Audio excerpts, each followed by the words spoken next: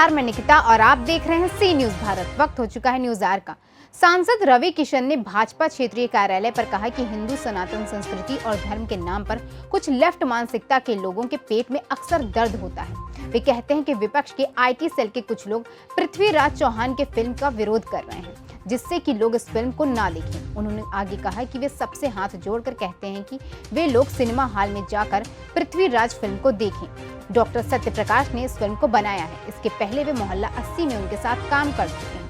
उन्होंने फिल्म में सच्चाई बताई है और मुगल काल और इतिहास के पन्नों में पृथ्वीराज की छवि को धूमिल किया गया है। उन सारी बातों को कटाक्ष मारा गया है। वहीं आगे उन्होंने क्या कुछ कहा, ये सुनते हैं। वो अचानक बुला के आए, परफॉर्म किया और अचानक परफॉर्म करते हुए मैं एक बात कहना चाहूँगा कि मैं जो कलाकार हूँ 30 साल से, सारे कलाकार मेरे मित्र हैं। मैं जब भी कभी रात में इनके साथ डिनर वगैरह पे बैठता था तो मैं कलाकारों से हमेशा पूछता था कि हमारी आखिरी ख्वाहिश क्या है। तो अक्सर कलाकार यही कहते थे और कहते हैं, और जो सच्चा कलाकार है मैं उसकी बात कर रहा हूँ, कि मेरी कैमरे के सामने मृत्यु, मेकअप लगा हुआ मेरी मृत्यु, मैं मंच पे परफॉर्म करता रहूँ या मैं एक्टिंग करता रहूँ तब मेरी सांसें निकले। मैं सारे दिग्गज कलाकार जो मैं सबके साथ ऑलमोस्ट काम कर चुका हूँ, इस देश के सभी कलाकारों के साथ, 2-4 के साथ नहीं किया होगा लेकिन मैंने सबके साथ 700 फिल्में की हैं। तो सबसे जब मैं भी कमलेश जी में पूछता था तो सब यही कहते थे कि आखिरी सांस मेरी कैमरे के सामने हो, मंच पर हो, परफॉर्म करते हो। वही कहा ना राज कपूर साहब ने, जीना यहाँ मरना यहाँ, इसके सिवा जाना कहाँ। कलाकार की वही, कलाकार परफॉर्म करते करते ही चला जाना चाहता है। उसको वो चाहता है उसी का मोक्ष वही है। हर जो कलाकार तो के चले गए, बहुत दुखद है 53 साल की उम्र में, समझ में नहीं आता। बट मैं ये ज़रूर चाहूँगा कि कहीं लापरवाही भी थी। लापरवाही ये है कि गौर करना चाहिए, मैं शायद इसको पार्लियामेंट में बोलूँगा या मैं लिख के भी दूँगा, कि कलाकार जब परफॉर्म करे या क्लोज एंट्री हो तो हम लोगों को थोड़ा ध्यान देना होगा कि वहाँ एम्बुलेंस ज़रूर है, फर्स्ट एड ज़रूर है, जगह चौक ना हो। तो ये चीज़ों पे भी हम लोगों को गौर करना। हमको कोई बताया कि वहाँ पे थोड़ी देरी हो गई उनको लेके जाने में, होगी एकाग्र हो गए। आप महादेव के भक्त हैं और जब आप अभी काशी गए थे तो आपने कहा कि नंदी की सोर देख रही है, ये देखना होगा। अब तो वीडियो वायरल हो गया है, त्रिशूल और स्वस्तिक बना हुआ दिखा दिया। देखा हो, बचपन से हम मंदिर जाते ही हम जब भी जाते थे महादेव यहाँ बैठे रहते, वहाँ हम देखते थे नंदी जी बैठी। सवाल उठता था, बुद्धि चलती नहीं थी हमारी कि नंदी जी बाहर काहे ताकत है मस्जिद की हो। आज वो सारी चीज़ें बाहर आ रही है। स्वयंभू महादेव हैं, अपने आप को स्वयं जागृत कर रहे हैं।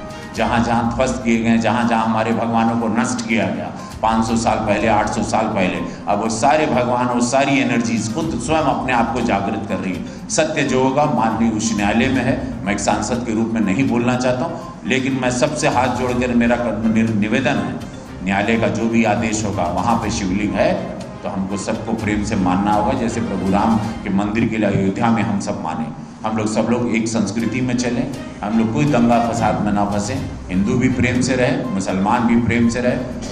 माननीय न्यायालय का जो भी आदेश होगा उसको हम लोग पालन करेंगे, हाथ जोड़ करके उसको मानेंगे। अगर शिवलिंग न्यायालय कह देगा वहाँ नहीं था तो हिंदू धर्म, हिंदू समाज उसको भी प्रेम से मानेगा। मुसलमान समाज को भी मानना होगा अगर वहाँ शिवलिंग था। और दंगा फसाद में नहीं पड़े, क्योंकि कानून, लॉ, ऑर्डर अभी बहुत स्ट्रांग है। आप लोग किसी भी गलती में ना पड़ें। तो मैं नहीं चाहूँगा किसी के बहकावे में आए, ना कोई संत साधु के आए, ना किसी मौलाना के बहकावे में आए। उच्च न्यायालय को आप लोग पालन करें। डेमोक्रेसी में हम लोग जी रहे हैं, कानून के साथ हम बात ये नहीं सुन ल बात हो कि हमके बताए के बाद अच्छी चीज़ जब वो लोग प्रमोट करते हैं, जब वो लोग विरोध करते हैं तो हम लोग को बताना पड़ेगा। नहीं, ऐसी कोई गलत चीज़, सच्चाई को बाहर आना होगा। जैसे कश्मीर फाइल आई थी, सच्चाई को जब भी दबाया जाएगा, सच्चाई आने के लिए विरोधी एक आईटी सेल लगा, तब हमको बाहर आना पड़ा, तब हमारे गृह मंत्री को आना पड़ा। जब भी सच्चाई को छुपाएगा और हम अगर सच्चाई बता रहे हैं, इतिहास के पन्नों में कांग्रेस के दौर में सब जो इतिहास को फाड़ के फेंका गया, हमको औरंगजेब और अकबर पढ़ाया गया, हमको हुमायूं पढ़ाया गया, तब हम लोगों को बाहर आना पड़ता है, तब बोलना पड़ता है। हम ऐसे नहीं आते, ना हमारे गृह मंत्री कभी आके बोलते हैं। जब मेरे इतिहास को बताया जा रहा है तो आपको उसको विरोध नहीं करना चाहिए। हम आपको सच्चा इतिहास पढ़ा रहे हैं, जो हमको गलत इतिहास बचपन से पढ़ाया गया, हम लोग को गलत भारत दिखाया गया। कश्मीर फाइल्स की आपने उदाहरण दी। कश्मीर फाइल्स आप लोगों ने जब से प्रमोट किया तब से कश्मीर में हिंदुओं पे टारगेट अटैक होने लगे और टारगेट हिंदू मारा जाने नहीं, पहले 5 लाख पंडितों के मारल गई बा।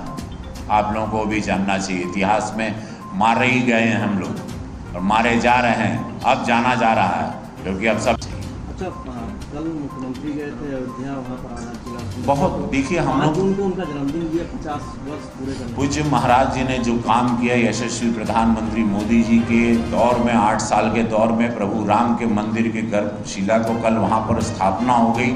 अब जो विपक्ष कहते थे सपा बसपा वाले कि मंदिर बनाएंगे, तारीख नहीं बताएंगे, आज उनके मुंह पर उनको भी जान लेना चाहिए कि ये क्या हो रहा है। पूरे विश्व का सबसे भव्य मंदिर होगा, पूरे विश्व के सनातनी धर्म 100 करोड़ हिंदू लोगों की आस्था जगी है। कल एक बहुत बड़ा दिन था, पूज्य महाराज जी ने किया, बहुत बड़ा दिन है। 5 जून को उनका जन्मदिन है और ये बहुत ही हम लोगों के लिए खुशी की बात है कि अयोध्या गए। अब प्रभु राम के मंदिर को हम लोग बहुत जल्द देखेंगे। 5 जून को राज ठाकरे भी आने वाले थे, लेकिन क्या लग रहा है कार्यक्रम कैंसिल कर दिया उन्होंने? हमको राज ठाकरे जी का नहीं पता, हमको महाराज जी का जन्मदिन पता है। हमको यह हमारे महामहिम राष्ट्रपति जी यहाँ गोरखपुर आ रहे हैं, एक बहुत बड़ी, बहुत खुशी की लहर है। गीता प्रेस जाएंगे, तो वहाँ सर्किट हाउस रुकेंगे, रामगढ़ झील जाएंगे, शाम को वहाँ म्यूज़िक और लाइट शो देखेंगे। पूरा विश्व देखेगा गोरखपुर को राष्ट्रपति की आंखों के द्वारा। उस दिन पूरे विश्व का मीडिया की नज़र यहाँ होगी और हमारे गोरखपुर उस दिन पूरे भारत की नज़रों में चमकेगा। जब राष्ट्रपति जहाँ जहाँ से गुजरेंगे और लाइव चलेगा हर चैनल पे, और मेरा पूरा भारत, पूरा विश्व में जहाँ जहाँ हमारे भारतीय हैं उस दिन हमारे गोरखपुर को देखेंगे। तो गोरखपुर वासियों के लिए ये बहुत सौभाग्य का दिन है। राष्ट्रपति जी का यहाँ आना, गोरखनाथ मंदिर जाएंगे, गीता प्रेस जाएंगे, हम लोगों को संबोधित करेंगे, सर्किट हाउस रुकेंगे एक रात, वहाँ से रामगढ़ झील जाएंगे, पूज्य महाराज जी का सानिध्य रहेगा।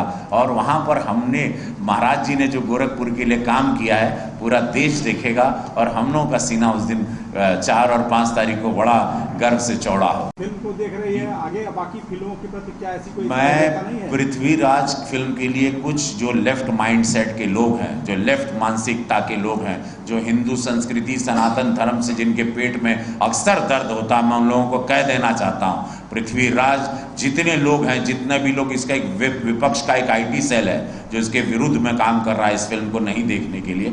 मैं सबसे हाथ जोड़ करके सांसद रवि किशन, आप लोगों का रवि किशन कहना चाह रहा हूँ, आप लोग जाके देखिए पृथ्वीराज। डॉक्टर चंद्र प्रकाश जी ने मेरे साथ मोहल्ला 80 फिल्म बनाई थी, उन्होंने बनाई और बहुत शानदार सत्यता के साथ सत्य बताया है पृथ्वीराज जी का।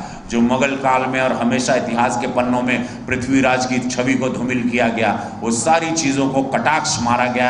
आप सब लोग जाके ज़रूर इस फिल्म को देखें, पृथ्वीराज जी को। कल हमारे गृह मंत्री अमित शाह जी ने भी इस फिल्म का प्रमोट किया। मैं स्वयं इस फिल्म को प्रमोट करता हूँ क्योंकि मैं डॉक्टर साहब को स्वयं जानता हूँ, मैं इस कहानी को जानता हूँ, ये स्क्रिप्ट क्या है, ये ऐसी सच्चाइयों को उजागर करेगी। मुगल्स कितने कायर थे वो पता चलेगा। पृथ्वीराज फिल्म आप लोग सब ज़रूर जाके देखें और पता चले कि कैसे, और तभी वहाँ नारा गूंजेगा हर हर महादेव, क्योंकि ये नारा उस फिल्म में है जिसको लेके सारे लेफ्ट मानसिकता के लोग, जितने भी हिंदू विरोधी लोग हैं, इनके पेट में दर्द होता है जब भी जय श्री राम और हर हर महादेव सुनते हैं। तो आप लोग सब लोग जाइएगा फ्राइडे को ये फिल्म देखने के लिए। सरकार का अपने युवाओं को वो बोला हैदराबाद के 4 ठे युवा उनका नहीं जागत है, वो बिजनेसमैन आदमी है, बैरिस्टर है, लंदन से पढ़ के आया है, दिमाग से चलता है, उनको कोई, उनका मुस्लिम समुदाय उनको फॉलो करता नहीं। यूपी में उनकी इतनी बुरी हार नहीं होती, खाली अब बोलते बोलते वो ख़त्म हो गए, उन धस गए। अब ओवैसी के बोलने का कोई असर कहीं नहीं जाता, उनकी कहानी ख़त्म है। वो पढ़ लिख के किताबी 4 शब्द पढ़ के सवेरे पढ़, ये लोग रात में पढ़ता है और सुबह बोलने आता है हेडलाइन बनाने। तो ये गेम अब सबको पता चल गया।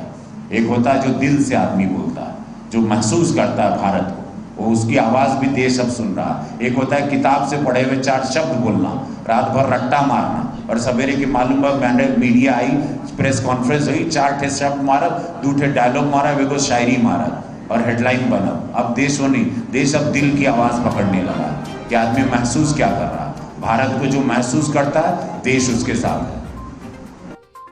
गोरखपुर से सी न्यूज संवाददाता गुणानंद ध्यानी की रिपोर्ट। फिलहाल के लिए इस खबर में बस इतना ही। देश और दुनिया की तमाम खबरों के लिए देखते रहिए सी न्यूज भारत।